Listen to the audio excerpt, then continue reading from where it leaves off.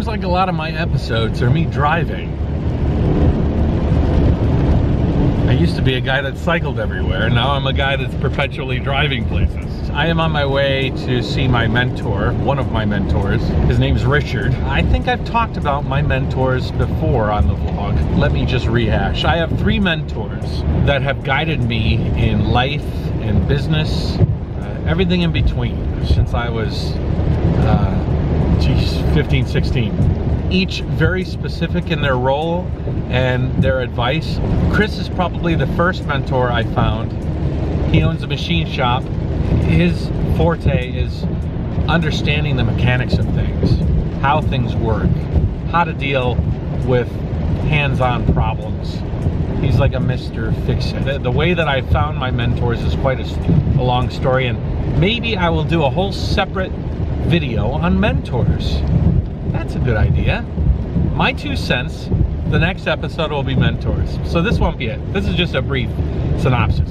Chris is not the guy we're going to see, and neither is John. John is a culinary savant, let's just say. He is my service industry mentor, and all of these mentors I'm talking about, they're all my friends too. So it's not like they only serve a purpose. They're truly friends for life for me.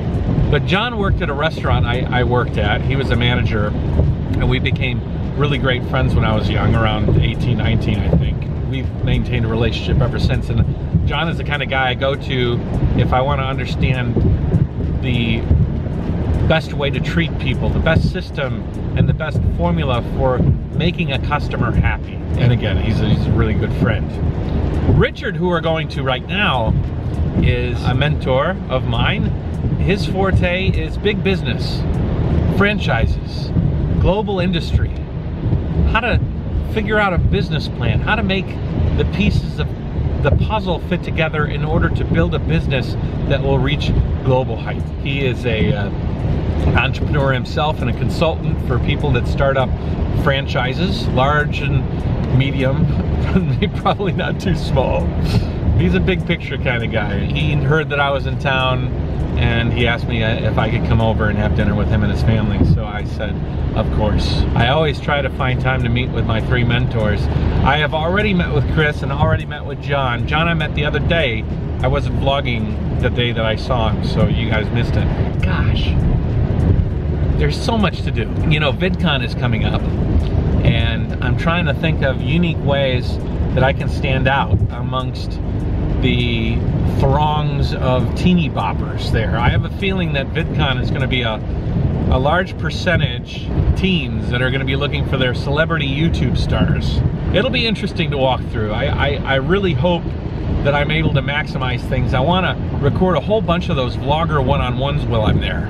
I actually have a really good game plan. I'm designing some things, I'm designing some handouts, I'm designing some pamphlets, and my goal is to go there and record so many vlogger one-on-ones that I'll have like, it would be nice to have like 20 vlogger one-on-ones with 20 different vloggers from 20 different genres of YouTube in backlog that I can edit, work, and deliver and publish on like a weekly basis or something. And I think that it shouldn't be that hard to find throngs of YouTube creators that might be interested. Maybe it would be a little hard to get the 1 million subscriber YouTubers, but I think that I could probably get the YouTubers with like 50,000 subscribers. What would be really cool is to rack up so many different types of YouTubers, and then when you go to watch the vlogger one-on-one series, you'll see, geez, think about who I've had already. I've had Fan from Tidal Gardens who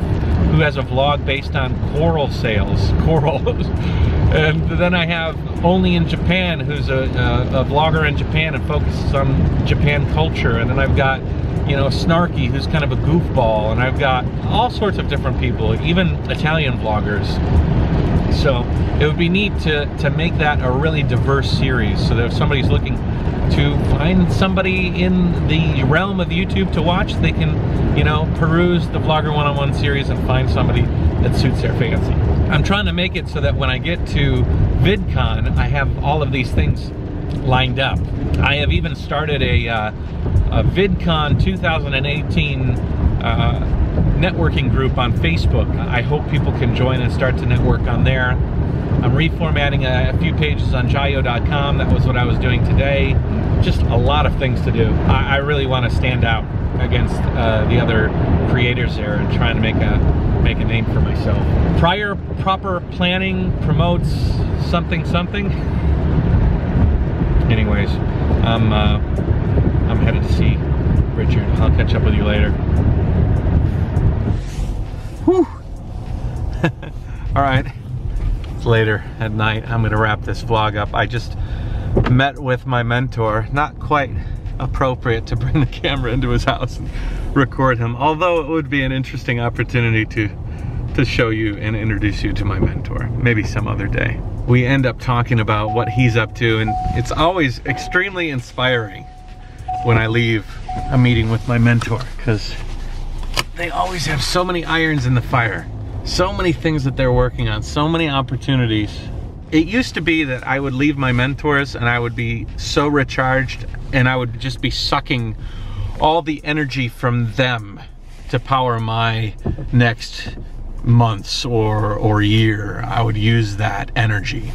And it's the same thing, like I do get so much out of them, but I also feel like I'm older now.